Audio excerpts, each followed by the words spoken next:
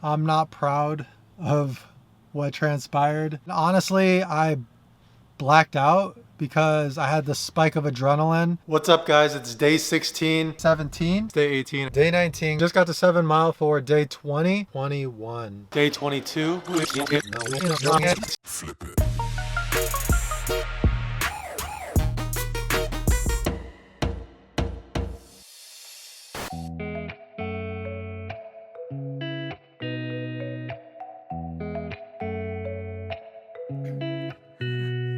All right, guys, we're going to jump straight into day 16 and talk about the best hand in No Limit Hold'em, pocket aces, the granddaddy of all hands. And you might hear some people say pocket aces, they don't like them or they never win with them. They're lying, because pocket aces is the best hand.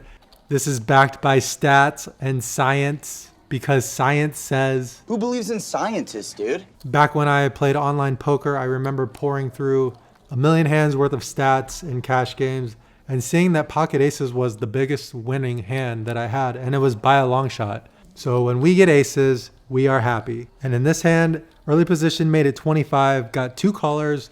We made it 150 in the cutoff. The big blind overcalled, the original raiser called, and the hijack actually called. So we went 4 ways to a flop. Flop was queen 8-4 with 2 diamonds. They all checked to me and we bet 200. Started the hand with around 1100 and everyone quickly folded, so picked up a nice pot without even having to see the turn card. Short while later, we pick up pocket aces again. This time we opened a 50 from under the gun with a post behind and a straddle. Only the straddle defends. The flop comes 7-3-4 rainbow. Check calls 60. The turn is a 5. There's a 4 card straight on the board now. Now I like to check this one back. River is a 10 of hearts and the straddler leads out for 150. We make the quick call here because this player has a propensity for bluffing, and he shows ace queen of spades for just ace high, and we scoop another one. Great day at the 7 Mile. Only had to buy in for 1,000.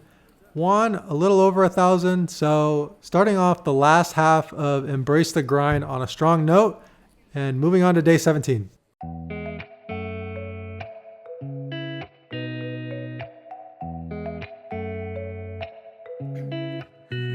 Day 17, and one of the reasons I know that is because my wife left me a little note on my laptop this morning with a smoothie that she had made for me that said good luck on day 17. So I just wanted to mention how important it is to have people in your life that support you, any domain of life, but especially in poker. A lot of people don't understand it, or the moment you start losing, they question you. So having my wife have my back is crucial. It's been amazing. Off to 7 Mile for day 17. Up over 5K so far. Let's keep it rolling. All right, guys, I already know that we talked about pocket aces earlier, but we're going to keep talking about them through the first couple minutes of this episode because I kept getting pocket aces and I kept sharing about it on Instagram, and we weren't even 30 minutes into our day 17 session when we pick up pocket aces again. Early position made it 20. There was 3 callers. Small blind 3 bet to 120. We are sitting in the big blind here with aces. We make it 300. Everyone folds back to the small blind and he makes the call. The flop comes queen deuce 4 rainbow and he checks it over to me, and because we have about a 1-to-1 stack to pot ratio, there's 600 in the pot and there's a little bit more than 600 in both of our stacks. I decided to check this one back because I want to leave our opponent some options for bluffing, and if we bet, we basically tie his hands. The turn comes in 8 and he bets $150 with no real draws to speak of. No reason to raise here since we are in position. So when the 6 peels off on the river and he jams his stack in there, we waste very little time before snapping this off. I only lose to queens, that's it. Feels like you might have queens though.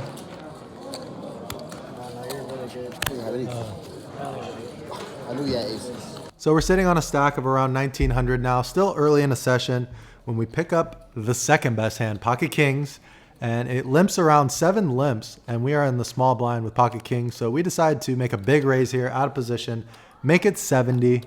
The under the gun limper now makes it 270. This guy is definitely a known spaz, and he actually has us covered. So we decide to just flat here after everyone folds. And when the flop comes down 8-6-5 with 2 diamonds, we check it over to him and he bets a massive sizing, $450. I don't want to get too deep on the analysis as to why this is not a good sizing, but given that we have pocket kings and on this board texture, it doesn't really matter. We're going to be going with our hand, so we check ship it in here because the pot size is appropriate now. Hold it. Much more? 1,000 more? 1150. You have aces? And he snaps it off. He has pocket aces, live with pocket aces, die with pocket aces. The biggest pot that we've lost so far on Embrace the Grind, and it derails us. Puts us down $1,000 in this session, but we were able to grind it back. We actually only ended up losing around $100.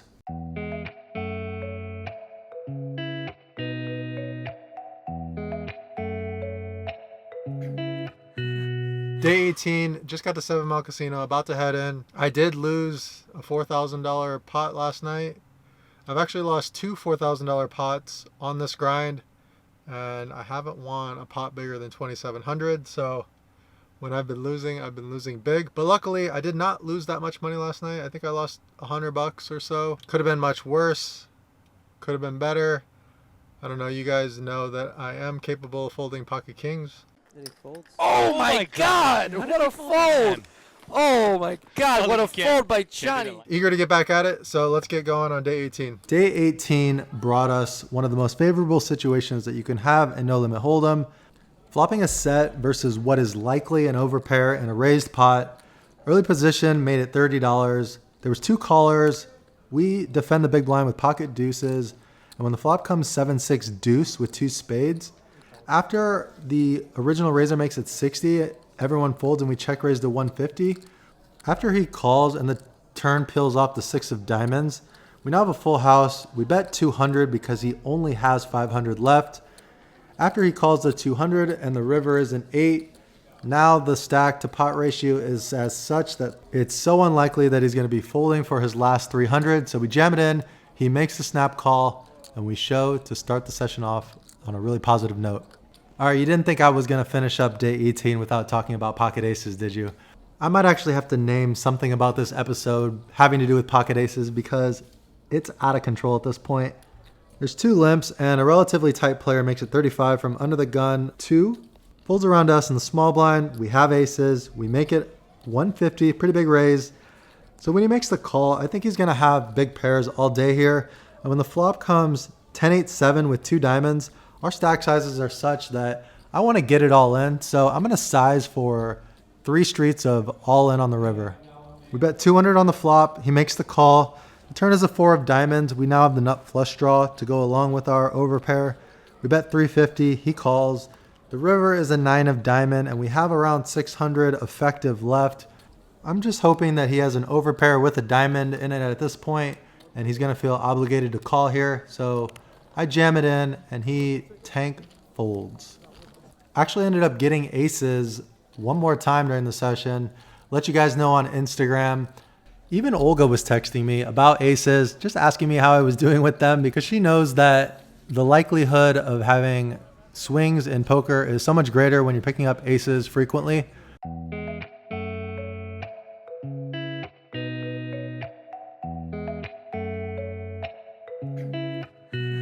Day 19, guys. I'm having trouble with my mount, so I ended up having to mount it down here. A little different camera angle. Same vibe though. We're on the way to 7 Mile Casino. It's Friday, February, let's see, what is today? February 8th. We've got 85 hours of the challenge down so far out of 150. So let's keep it going and head off to 7 Mile. All right, so here on day 19, we actually picked up aces one more time, but our run of aces has come to an end for Embrace the Grind. We pretty much go on a cold streak after this, so you're not going to hear much about this hand after this session. There was one interesting hand that I played in this session that I did not get recorded, but I actually want to talk about because it reminds me a lot of a hand my brother played that Doug Polk covered Doug Polk is obviously a sicko when it comes to no limit hold'em cash games, but there are some nuances about live poker that I think have tremendous value that he probably overlooks, namely the psychology of bluffing. So when we arrive to the river in a spot where we have a very high value hand and the opponent has position on us and likely missed their hand or doesn't have much of anything at all, the standard course of action that a GTO bot like Doug Polk would say would be to... Now, for those of you who are not familiar with no limit hold'em, you want to bet usually around half the pot, maybe a little less, maybe a little more. If you want to get real crafty, you can maybe go for like a 30% pot size. I don't think 6% pot is a thing. I could be wrong, but I don't think it's a thing. It's not a thing. So yeah, I would say in this river, you should probably just be betting for value. The obvious problem with betting is that when the stack to pot ratio is as such that if we make a 50% pot bet or somewhere in that neighborhood, and our opponent is heavily weighted towards having a missed draw or a weak holding, they're just never going to bluff. There's not enough room for them to bluff. The likelihood of them spazzing is so low because people don't bluff over what look like value bets when the stack depths are as such that they can't reasonably expect a fold. So the most obvious alternative would be to check. But the problem with checking is that people are going to be checking at a reasonably high frequency with the intention of inducing a bluff. So in my mind, that leaves a third option, and that is the micro bet. So often these bets are seen as blocker type bets, thin value, or weakish type holdings.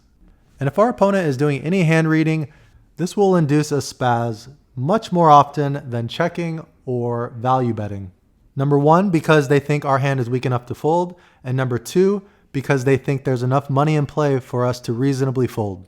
So in my hand, I had 6-7 of diamonds, and I blocker bet the river to induce, and it worked perfectly because we got our opponent to jam in ace-3 of hearts for a missed flush draw, a hand that actually had enough showdown value to check back the river, but not enough showdown value to actually call a bet on the river.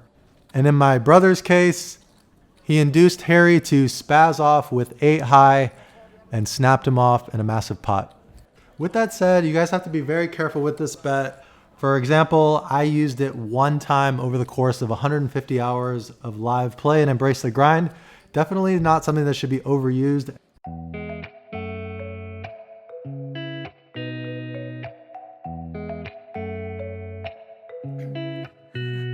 Just got to 7 Mile for day 20. Today is the raffle day. I got a bunch of tickets. I counted them up. 16 tickets. You get a ticket every 2 hours. So that means that I was here for 32 hours to get those tickets.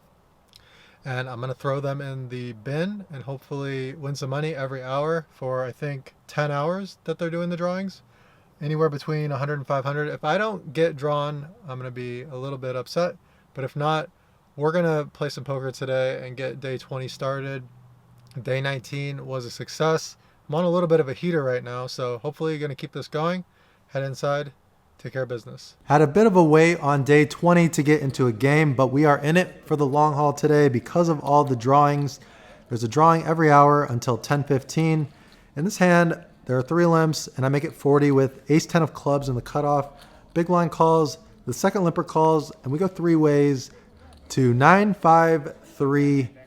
We have 2 overs and the nut flush draw, so when it checks to me, I continue for 70. The big blind calls. The turn is the king of clubs, so we now have the best possible hand, and he now leads for 140. There's a chance that he could be turning this scare card into a bluff card, so I'm just going to call here and set the trap. And when the river comes to 10 of diamonds, he jams in 330. We obviously make the call and flip over our hand. I don't make him show. In spots where I have the nuts and someone jams into me, I'm just going to show my hand and not wait for my opponent to show. It's just an etiquette thing. I don't want to show anybody up.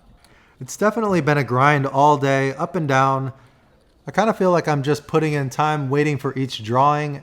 15 minutes past the hour.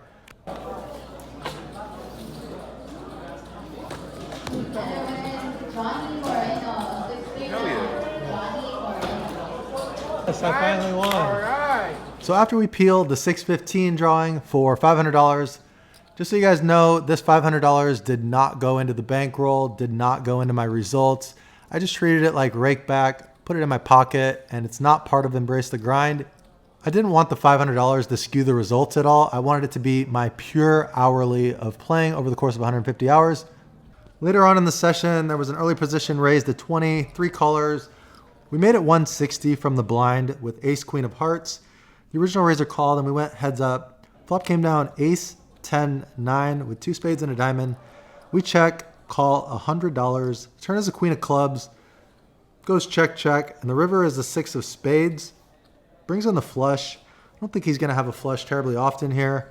So when we check it over to him, he puts out a small bet of 190. Definitely not going to be folding for this size, especially against this particular opponent. So we make the call and he rolls over pocket nines. Close out an up and down day with $558 profit and an extra $500 in rakeback. And I don't know about you guys, but rakeback feels really good. All right, guys, we are back for day 21. Things went well yesterday. Still on a winning streak. Everything is going well. It's Sunday. I'm a bit tired. 21 days in a row of poker. Can't think of a time where I've ever done this before. The balance has been okay, which is the main reason why I've been able to make it this far. So I'm gonna head inside, get the day started. Day 21 was a bit tougher of a grind.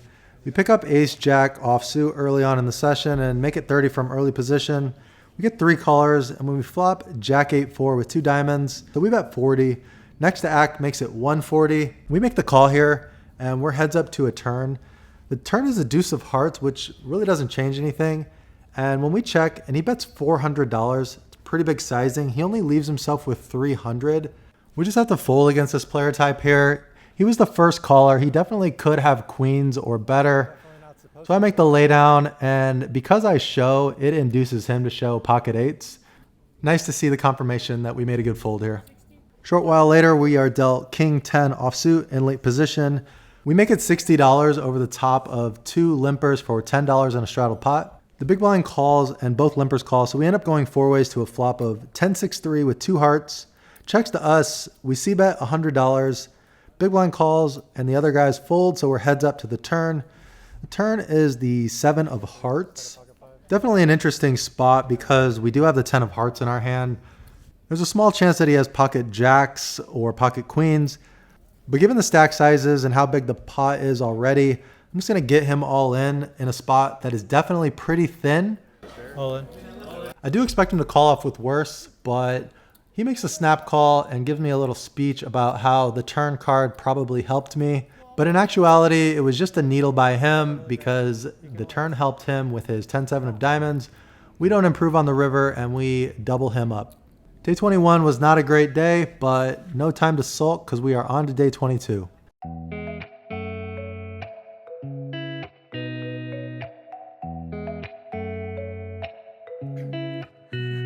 Hey, what's up, guys? Sitting here at 7 Mile waiting on a seat. I'm first up. 3 weeks are in the books and it's Monday, day 22. I'm in the home stretch and let me tell you, I'm feeling it. Falling a little bit behind on working out. Otherwise, the habits have been mostly healthy. I'm a little bit behind on hours, but I'm gonna get it done. One of the things that I've noticed is that it's really starting to feel like one long session.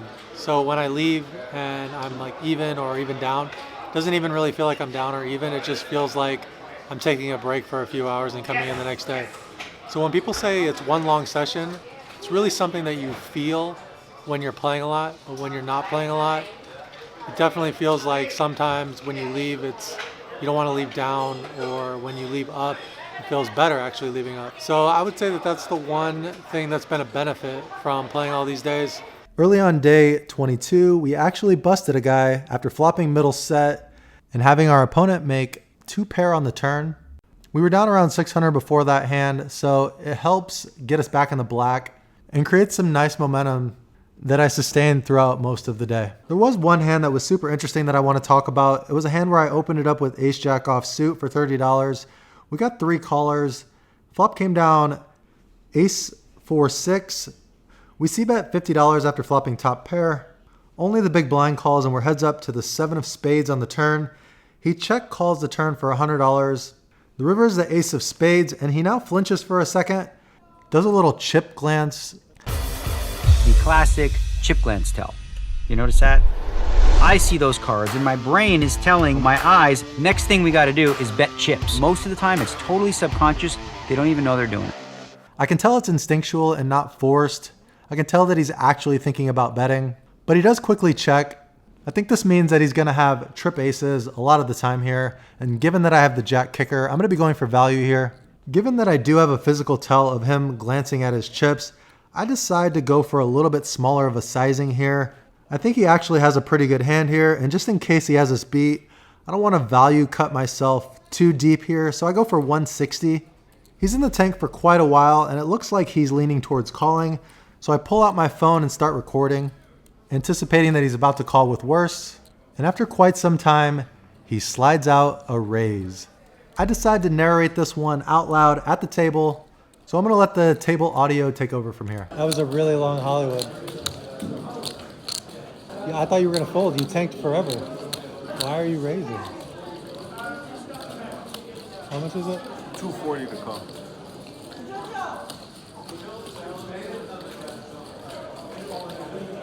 You got like king, four of spades.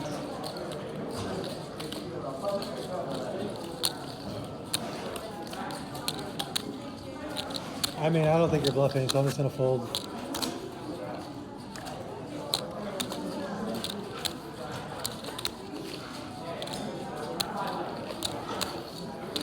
One card Okay. on.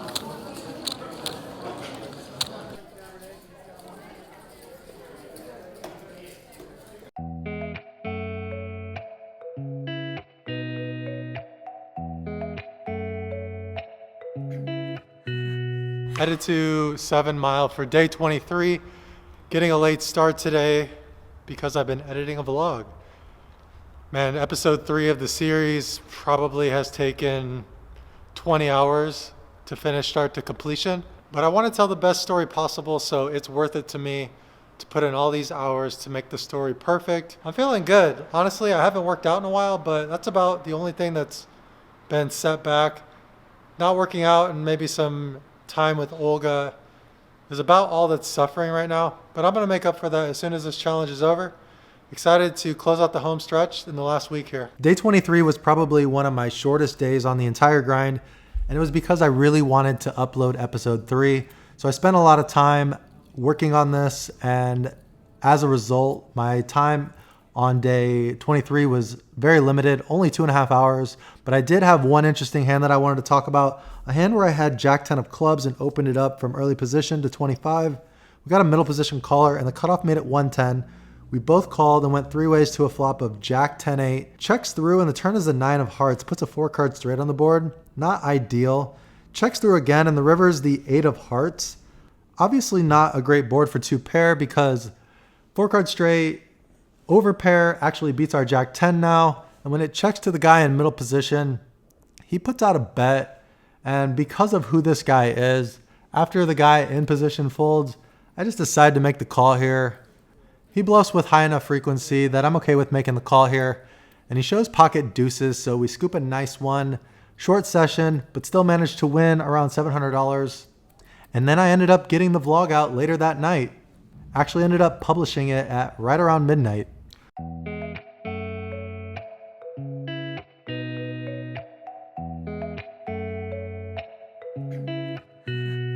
Well, today is day 24 of the grind. We still have 1 week left. I got 39 more hours to put in to get to that 150.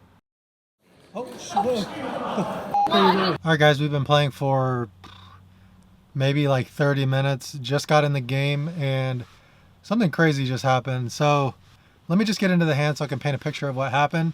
Started with an under the gun limp and then a middle position raise to $25. The cutoff calls $25 and it folds to me in the big blind. We look down at ace, queen of clubs. I decided to 3-bet this one to 110. Under the gun limper folds, the original raiser folds, and the cutoff calls. Flop comes down Jack 10-8. with 2 diamonds and 1 club. So we have a double gutter, we have a backdoor flush draw, we have 2 overcards. I checked this one. The cutoff now bets slightly less than half pot. We decided to call here because I think that this board texture is going to be very good for his range. So we're going to proceed cautiously here. The turn is a 4 of clubs, so we add a flush draw now to go with our double gutter and our 2 overs. We check it over to him again and he bets 220. It's a spot where we could be check shipping it all in. There's another 600 to go. But like I said, I just decided to play this one cautiously and we make the call here. Not sure what my plan is going to be on the river yet. The river's interesting. We actually make top pair. It's an ace. We check it over to him again. I have $580 left. Bought in for 1,000. All in.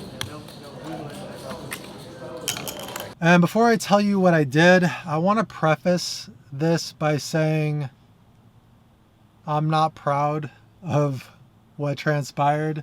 And honestly, I blacked out because I had the spike of adrenaline. The only reason I know what I said is because it's on video and I played back the video and listened to it. I was in the tank and I had finally decided that I need to be calling here, mostly because of the amount of money that we've put in the pot and the fact that we have a pair of aces, and now I'm beating all of his bluffs that he could have here. So when I finally decide to make the call, I have a little bit of a predicament because my phone is leaning up against my chips, and I don't want my phone to fall over because it's recording the hand when I make the call here. So I take my hand off of my cards to move my phone.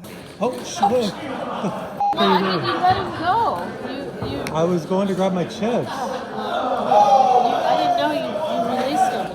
Sorry about that. You released him. I didn't push him forward or anything. Sorry about that. It's okay. I thought you were mad because you released him. No. I mean, I probably should fold. I probably should fold, but I call. But my cards actually did touch the muck. And by rule, because my cards touched the muck, my hand should be declared dead if the floor got involved. But the player in question is a regular and he's a stand-up dude and he knows what my intention was. He knows that my intention was to call. Got to give this guy all the credit in the world. Being someone of high character is worth more to him than $1,000, which I can't really say that for all people. So much appreciated to this guy. And luckily we made the hero call and he was bluffing. Yeah, but they were retrievable though.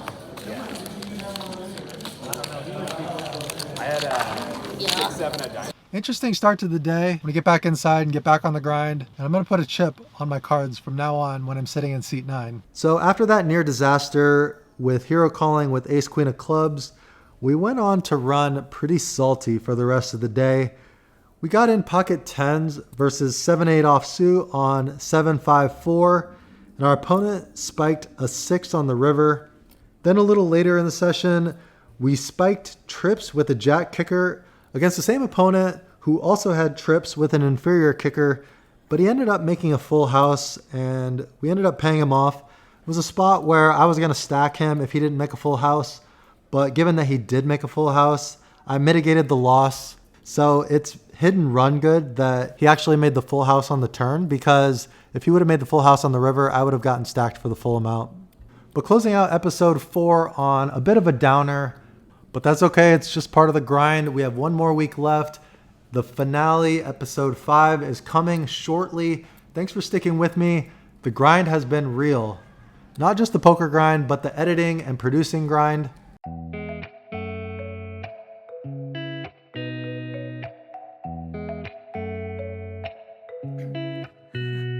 Thank you for watching episode number 4, you guys. Before I let you go, I was on the couch last night watching the $1 Million Cash Game on Live at the Bike, and I saw a hand that was too good not to share, a hand that showcased the micro bet, and a hand that further illustrates that everything that Doug Polk says is not correct, and how 1.5% pot bet is a thing. But I don't think it's a thing. It's a thing. It's not a thing. It's a thing. It's not a thing. This He is bets insane. 1,100 into 76,000. He knows exactly what he's doing.